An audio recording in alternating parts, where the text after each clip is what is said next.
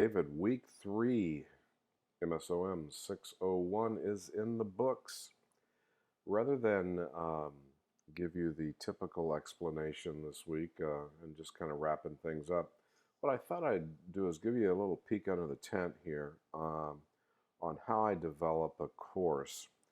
And I don't know, some of you may realize this, but I would assume that you probably do not.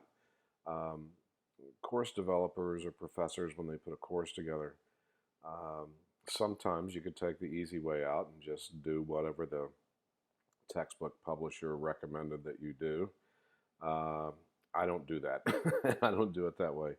I like to focus on really presenting the concept, presenting why the concept is important, and then hopefully presenting a solution to make sure that uh, the concept is if it's a bad thing, if it's not done, or if it's a good thing, that you continue to do it.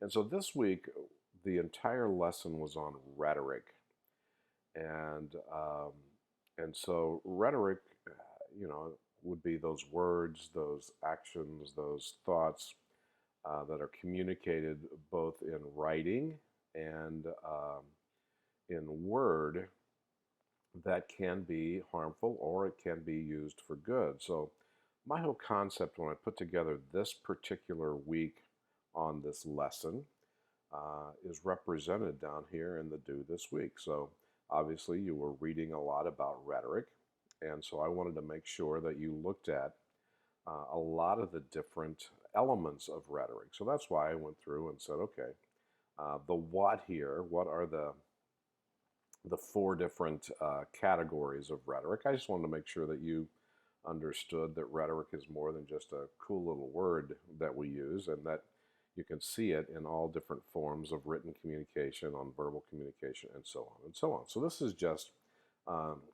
quite frankly, trying to make sure that you read through the materials this week. So that was the short answer piece.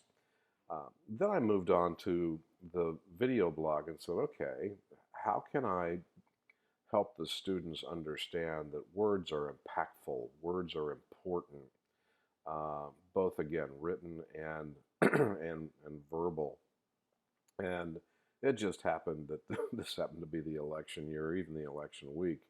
But the use of definitive words is one of those areas um, that that is a real challenge today. So it shows that rhetoric can be harmful if not handled properly. So presented the idea, rhetoric, down here in the short answer component. Presented the challenges that you face with rhetoric here in the video blog. And then if I get down here to the end, well, what's the solution?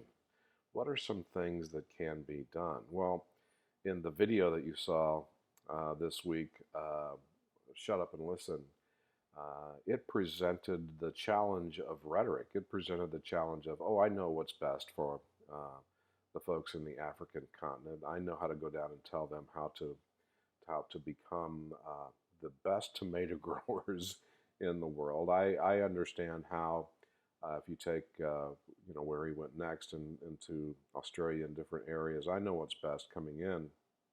Well, that's not the case. And in order to get through, in order to get beyond some of the challenges that you face with rhetoric, again, challenges of rhetoric, would be listening and not think you have the answers, not think that you have all the other things necessary, but to listen to what is being said. My suspicion is that regardless of all the issues that you find with rhetoric, if we were all better listeners, that could suffice as an incredible solution, or the how on the what, why, and now how. And so that's my intent in putting together these lessons. And so I just thought it would be interesting, hopefully it's interesting for you, on what I'm thinking about when I put these particular lessons together. All right? Take care.